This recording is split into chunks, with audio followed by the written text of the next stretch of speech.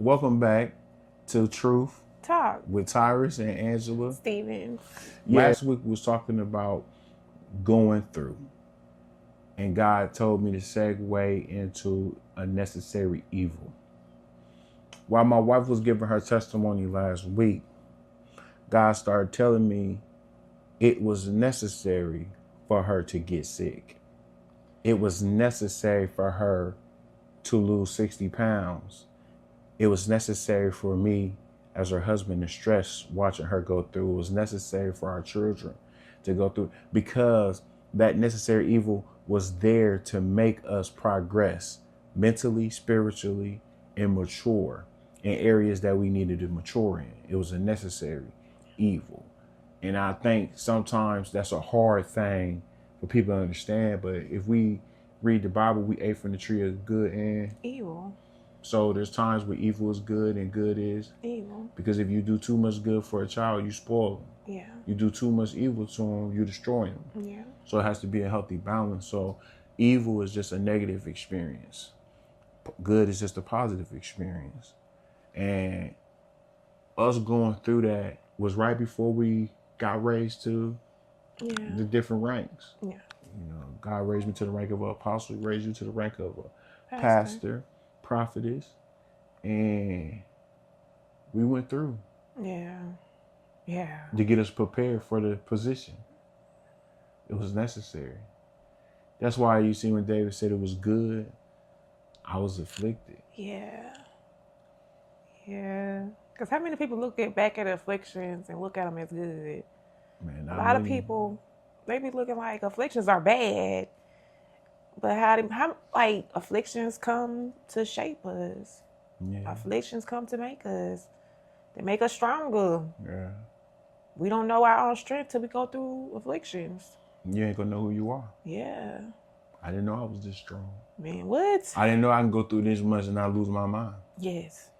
I didn't know I can give up and still keep going. Yes. Yes, ain't that weird? Because that's what I did when I was sick. Like, I gave up, but I kept going, you know? Yeah, because it's just like, you're going to have to get some, it's like you're going to go through some stuff that's going to make you want to give up. Yeah. You're going to go through some stuff that's going to make you want to look back and say, man, this too much. Yeah. Like. And I feel like a lot of times people, they give up when they are right next to their breakthrough. They give up they be so close. Yeah. And they just give up. And guess what? Yeah. You have to start all the way over. You got to start over. All the way. Yeah. From the beginning. Yeah. It sucks. Yeah, it sucks for real. It sucks. It sucks for real. So you're going to start over from the beginning. You could have kept going. You was almost at the end. Yeah. You lost all your strength to get to the edge. Yeah. But you didn't lose all your strength to finish. Yeah. And then you had enough strength to turn around. That's what's so crazy. That's what God just showed me. That they take the strength that they could use to finish to turn around and just to start all over. You shooting yourself in the foot. You're doing yourself a disservice. You're doing your family a disservice. And what? You should just keep going. Yeah. You should just keep going no matter what it look like, no matter what it feel like, because why not? Why not? Why not? Why not? Why not see what the end gonna be? Yeah, and that was my decision. Like, I wanted to see what God had for me. I wanted to see how God was going to use me. Yeah. As a pastor. Yes. I just wanted to see like what he had for me.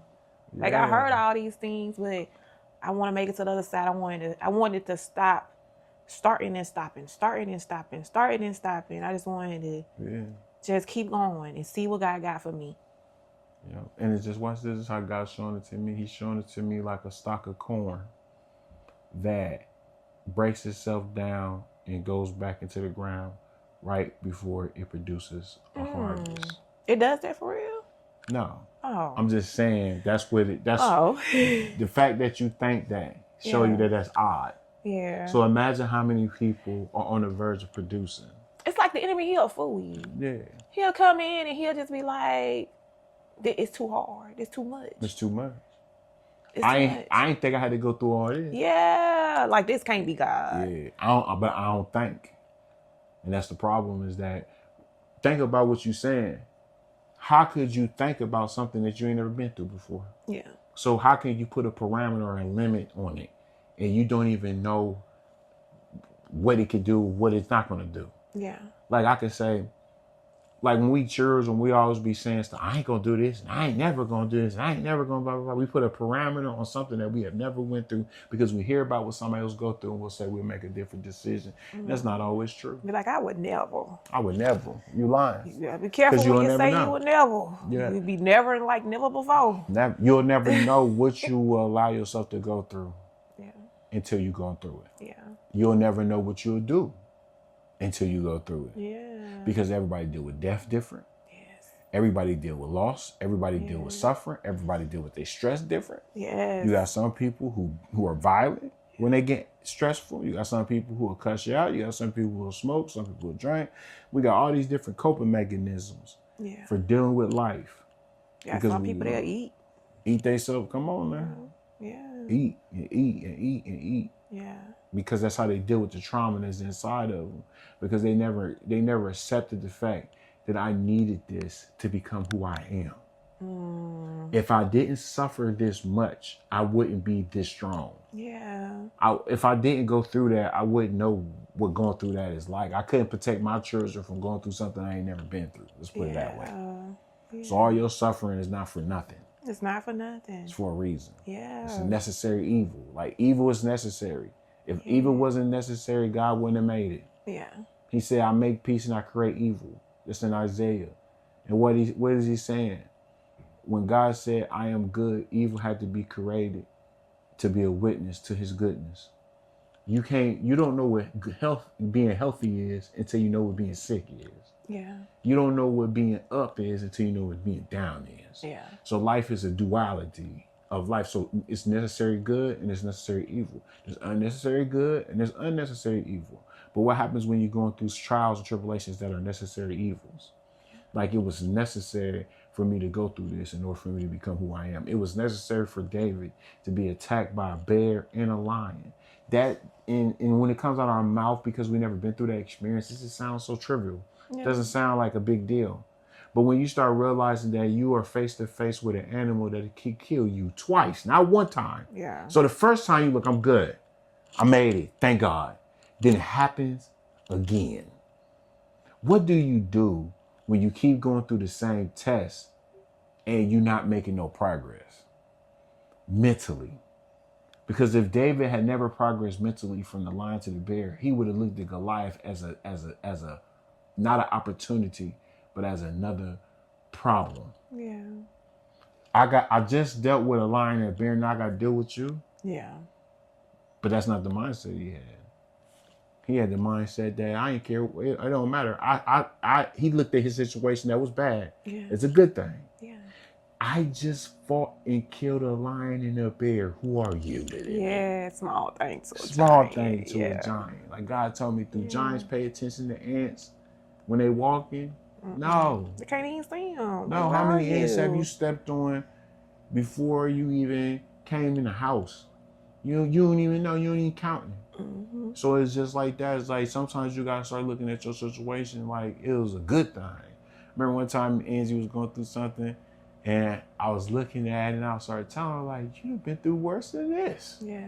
And then I started telling her testimony and she was like, you right. Yeah.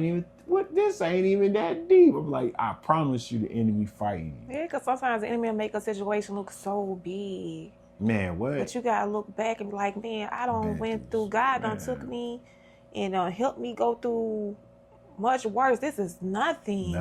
This is nothing. But it'll seem so big. Yeah. It'll seem so big. It'll seem like it is more than what it is. Yeah. And you'll find out it was never what you thought it was. Mm-hmm. It just seemed like it. It'll be never what you think it is. No. Never. It's like God do me the same way you didn't do me the same way. You had to remind me of all the trials, some of the stuff I've been through to remind me like, nah, you can handle this too.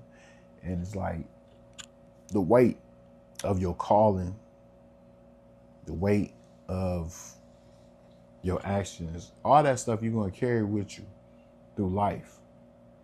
You know, I don't care what it is. there's some consequences for everything. Everything. And it's like when we go through what we going through, we got to look back and say, what choices did I make to get here too? Yeah. So I don't make the same crazy choices. Yeah. Because if you be like, man, I'm on my third marriage, that means you chose the first two you chose, well, the first these three you didn't chose is based off of your desires. And you desire this type of person. So now you have to ask yourself, why do I desire a person that is going to mishandle me, mistreat me? What is in me that's attracting myself to this person? Yeah. And why am I attracted to this person? Why am I picking this person? Yeah. Because a lot of times it be the same person in a different body. Yeah, and we were wondering like, why I keep meeting the same people? And the same people. Yeah. And you know what? I think that's a good. You know what? I think that'll be the next episode. We're gonna segue into that. Okay. Why do I keep meeting the same people? The same people. Well, that's it for this episode. We thank y'all for watching. We're gonna be coming next week, next week or whenever we release this next episode. We're gonna be talking about why do I keep meeting the same people. Until then, we out. Bye. This was Truth Talk with Tyrus and Angela Stevens. Yay. Konnichiwa.